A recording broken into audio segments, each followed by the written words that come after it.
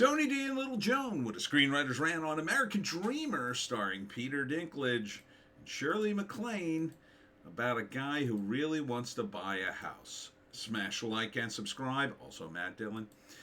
Thank you for smash liking and subscribing. Check out my books. Links in the description. Comedy Heart in South Jersey.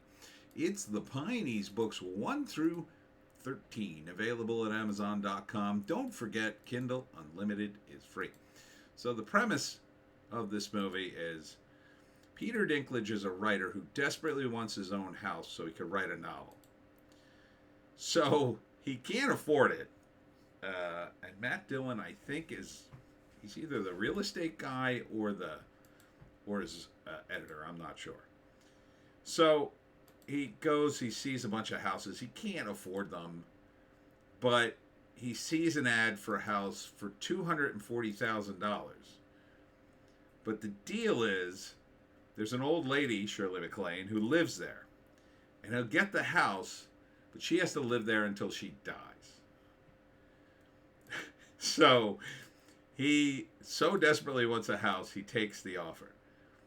And he moves into the house with her, because it's a big house, and he figures he could wait her out until she dies.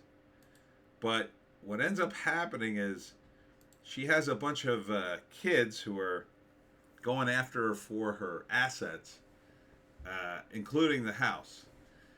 And March 8th, by the way. And Danny Glover plays, I think, a private eye who's hired, I'm going to guess, by the kids to find out things.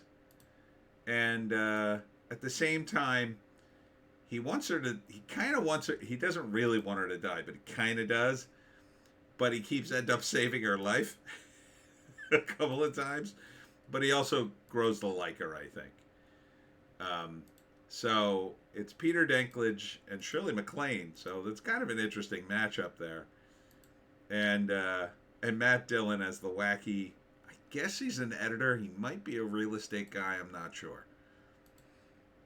Or like his manager or whatever. So it's like a dark comedy where Peter Dinklage, well, bad things happen to him. And I gotta say, his comic timing isn't the worst I've ever seen. So, like, he moves into the house and he gets mad at a bird outside his window, throws a shoe at it and breaks the window. Then he slips in the shower when the towel rack breaks and hits his head on the toilet. Then he breaks something else, and Shirley MacLaine's like, well, anything you break, you gotta pay for it. But then the kids come and ruins everything. So it's sort of a wacky, dark comedy. So first act, the setup. Peter Dinklage is a writer. He thinks he needs a house to finish his novel or whatever. Wants to get out of an apartment. Goes and sees a few houses that I guess his real estate guy sets up, or his I can't tell if it's his manager or real estate guy. He can't afford it. There's just no way. So he comes across this ad. Beautiful lakefront home, 7,000 square feet, motivated seller, $5 million or $240,000 with live-in, which is what he can't afford. So he takes that, buys in, but he's got to deal with Shirley MacLaine. So that's the first act. Second act, he's dealing with Shirley MacLaine. At first, it's not too bad, but the house itself, it's almost like it's against him. Shirley MacLaine isn't really helping matters. And then her kids show up. And turns out she has a ton of kids and grandkids. So he may be in trouble legally because they may go after the mother for the house if she dies. So he gets mad and then threatens to sue the guy who sold him the house, I guess. He starts drinking, which is always a good sign for Peter Dinklage in a movie. He's done that in Game of Thrones, of course. Matt Dillon is always a treat as a sleazy guy, which I think he's playing here. So I think this can work. I would give it a chance. Any way you slice it, I would give it a chance. Here he saves her life, and she And he's like, no, I didn't mean to do that. Here he's confronted by Danny Glover and starts crying because of his situation. So it just escalates throughout the entire movie.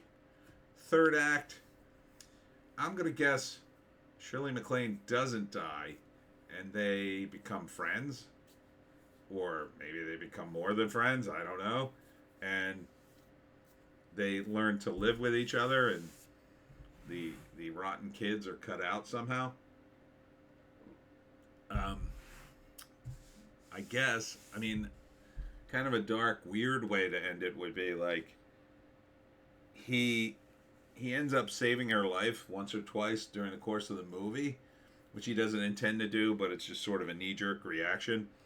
And then at the end of the movie, he accidentally kills her. Not intentionally, but kind of accidentally. Then gets blamed for the murder and goes to prison. Where he can finally write. Like something like that. That could be a really funny ending. Or a complete reversal that he dies. Instead of Shirley MacLaine. So, I don't know. I think I'd give it a shot. I wouldn't completely write off Peter Dinklage yet. Let's see. Nah, no other info. Seems okay. It's all, again, with comedies, they got to be funny. The trailer's kind of like borderline funny. Like, I could see the potential. Could kind of go either way. So, I did laugh at his falling and hitting his head on the toilet, because I think that's always kind of funny. So, yeah. It's called American Dreamer. Comes out March 8th. And that's it for me, Tony D, and Little Joan. Check us out on Odysee, Bitchute, and Rumble for our more base takes. If you can find a more base take, I say take it. Thanks to all who came out to the Newfield Library tonight for my talk on how to hunt the Jersey Devil. That was fun. Next up, not for a while, February 23rd is the next thing I got, and that's at the United Methodist Center, I think it's called, UMC. It's in Ocean City. It's one of the senior centers. I'll be doing a talk on how to hunt the Jersey Devil. I may have something brewing on the 24th. Hasn't been finalized. Then on the 25th is Nerdfest, and that's in Swedesboro. And on the 28th, another big one, my grandiose return to Bordentown and the Tyndall Road Brewery. That's going to be February 28th at 7. So hope to see you there. We'll see you